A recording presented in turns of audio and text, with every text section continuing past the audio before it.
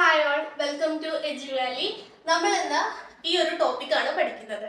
എഴുതി കണ്ടിട്ടുണ്ട് diode as A switch. കുറച്ച് കാര്യങ്ങൾ പറയാനുണ്ട്. ഈ കാര്യങ്ങൾ കൃത്യമായിട്ട് പറഞ്ഞാലാണ് ഇനി വരാനിരിക്കുന്ന റെക്ടിഫയറിന്റെ ക്ലാസ്സുകൾ നിങ്ങൾക്ക് കൃത്യമായിട്ട് മനസ്സിലാവുള്ളൂ. അപ്പൊ അതിന്റെ ഒരു ബേസ് കാര്യങ്ങളാണ് ഈ ഒരു ക്ലാസ്സിൽ പറയുന്നത്. അതായത് നമ്മളുടെ ഡയോഡ്, സെമി കണ്ടക്ടർ ഡയോഡ് ഒരു സ്വിച്ച് ആയിട്ട് ആക്ട് ചെയ്യുന്നത് എപ്പോഴൊക്കെയാണ് എന്നുള്ള കാര്യങ്ങളാണ് പറയുന്നത്.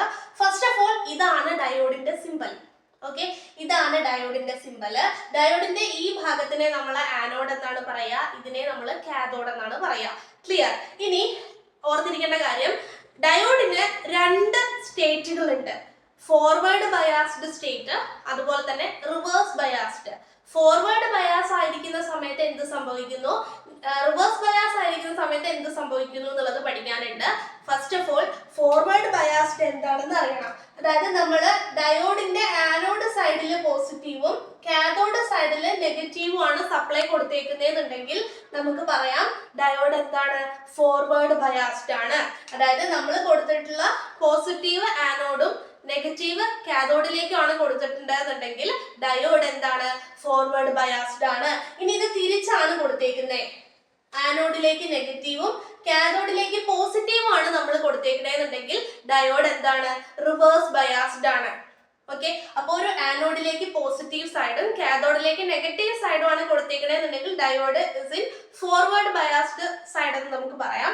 ഇനി ആനോഡിലേക്ക് നെഗറ്റീവും കാഥോഡിലേക്ക് പോസിറ്റീവും ആണ് കൊടുത്തേക്കണെന്നുണ്ടെങ്കിൽ എന്ത് പറയാം, ഡയോഡ് എന്താണ്, റിവേഴ്സ് ബയാസ്ഡ് ആണ്. അപ്പോൾ ഫോർവേഡ് ബയാസ്ഡ് എന്താണ്, അതുപോലെ തന്നെ റിവേഴ്സ് ബയാസ്ഡ് എന്താണെന്നാണ് ഞാൻ ഇവിടെ സിമ്പിൾ ആയിട്ട് പറഞ്ഞത്. നമ്മുടെ റെക്ടിഫിക്കേഷൻ ക്ലാസ്സിന് വേണ്ട കാര്യങ്ങൾ മാത്രമേ ഇവിടെ പറയുന്നുള്ളൂ കേട്ടോ. ഇനി ഞാൻ പറഞ്ഞു, positive to anode negative to cathode ആണെങ്കിൽ ഫോർവേഡ് ബയാസ്ഡ് ആണ്, negative to anode positive to cathode ആണെങ്കിൽ റിവേഴ്സ് ബയാസ്ഡ് ആണ്. അതാണ് പ്രധാനമായിട്ടും മനസ്സിലാക്കിയിരിക്കേണ്ടത്. ഇനി ഒരു ഡയോഡ് ഫോർവേഡ് ബയാസ് ആയിരിക്കുമ്പോൾ എങ്ങനെയാണ് അതിന്റെ വർക്കിംഗ്, റിവേഴ്സ് ബയാസ്ഡ് ആയിരിക്കുമ്പോൾ എങ്ങനെയാണ് അതിന്റെ വർക്കിംഗ് എന്നുള്ളത് കൃത്യമായിട്ട് പറയണം. അപ്പൊ ആദ്യം നമുക്ക് ഫോർവേഡ് ബയാസിന്റെ കാര്യം പറയാം. സോ ഫോർവേഡ് ബയാസിൽ ഇരിക്കുന്ന സമയത്ത് ആനോഡ് സൈഡിൽ പോസിറ്റീവ് വരും, കാഥോഡ് സൈഡിൽ എന്ത് വരും, നെഗറ്റീവ് വരും. അപ്പൊ ഒരു ഡയോഡ് ഫോർവേഡ് ബയാസിലായിരിക്കുന്ന സമയത്ത്, ഒരു ഐഡിയൽ ഡയോഡിന്റെ കാര്യമാണ് പറയുന്നത്.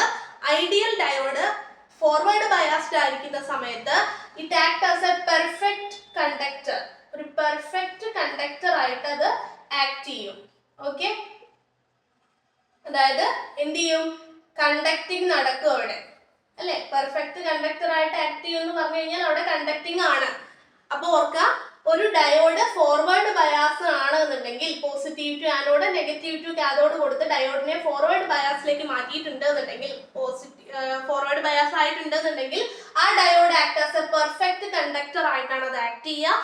ഡയോഡ് കണ്ടക്ട് ചെയ്യാനായിട്ട് തുടങ്ങും. ഒരു ഡയോഡ് ഫോർവേഡ് ബയാസിലാണെന്നുണ്ടെങ്കിൽ ആ ഡയോഡ് കണ്ടക്ട് ചെയ്യും. And it act as A ideal ഡയോഡിന്റെ കേസിലാണെങ്കിൽ പെർഫെക്റ്റ് കണ്ടക്ടർ ആയിട്ട് അത് ആക്ട് ചെയ്യും. ഇനി ഇവിടെ ശ്രദ്ധിക്കേണ്ട കാര്യം എന്താണെന്ന് വെച്ച് കഴിഞ്ഞാൽ, ഇതിനെ നമുക്ക് മാറ്റി വരയ്ക്കാൻ പറ്റും. ഇത് ഒരു ക്ലോസ്ഡ് സ്വിച്ച് പോലെയാണ് ഇരിക്കുക. Okay, it act as a closed switch. Closed സ്വിച്ചിന്റെ റെസിസ്റ്റൻസ് അറിയാലോ, സീറോ റെസിസ്റ്റൻസ് അല്ലെങ്കിൽ നെഗ്ലിജിബിൾ റെസിസ്റ്റൻസ് ആണ് ഉണ്ടാവുക. സീറോ റെസിസ്റ്റൻസ് ആണ് ഓഫർ ചെയ്യുക എന്നുള്ളതും കൂടെ ഓർത്തിരിക്കുക. അപ്പൊ ഒരു ഡയോഡ് ഫോർവേഡ് ബയാസ്ഡ് ആയിരിക്കുന്ന സമയത്ത് അതൊരു ക്ലോസ്ഡ് സ്വിച്ച് പോലെയാണ് ആക്ട് ചെയ്യുക. ക്ലോസ്ഡ് സ്വിച്ച് എന്ന് നമുക്ക് ഇങ്ങനെയാണ് വരയ്ക്കുക, ഇത് സ്വിച്ച് ആണെങ്കിൽ.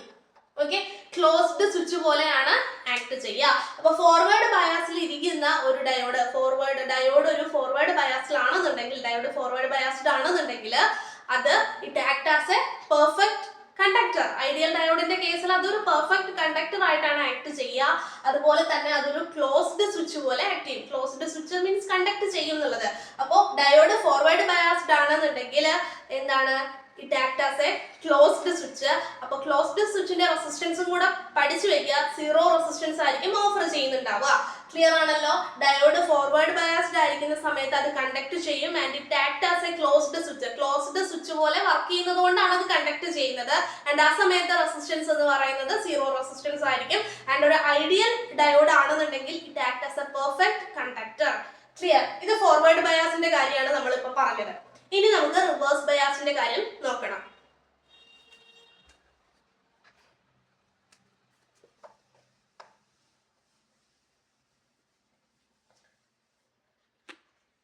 ഇനി നമ്മൾ നോക്കുന്നത് റിവേഴ്സ് ബയാസ്ഡ് കേസ് ആണ്. ഓക്കെ, അപ്പൊ ഒരു ഡയോഡ് റിവേഴ്സ് ബയാസ് ആവുക എന്ന് പറഞ്ഞു കഴിഞ്ഞാൽ എന്താണ്, ആനോഡിൽ നെഗറ്റീവ് വരണം, കാഥോഡിൽ നമ്മൾ പോസിറ്റീവ് സൈഡും കൊടുക്കണം. ഒരു സപ്ലൈയുടെ നെഗറ്റീവ് സൈഡ് ആനോഡും പോസിറ്റീവ് സൈഡ് കാഥോഡിലേക്കും കൊടുക്കുകയാണെന്നുണ്ടെങ്കിൽ ഡയോഡ് റിവേഴ്സ് ബയാസ്ഡ് ആവും. അങ്ങനെ റിവേഴ്സ് ബയാസ്ഡ് ആയിട്ടുള്ള ഒരു ഡയോഡ് എന്തായിട്ട് ആക്ട് ചെയ്യുക, ഓപ്പൺ സ്വിച്ച് ആയിട്ടാണ് ആക്ട് ചെയ്യുക.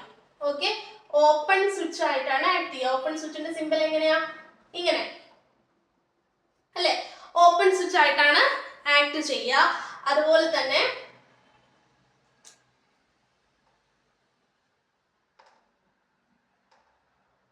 ഓക്കെ, ഓപ്പൺ സ്വിച്ച് ആയിട്ടാണ് ആക്ട് ചെയ്യുക.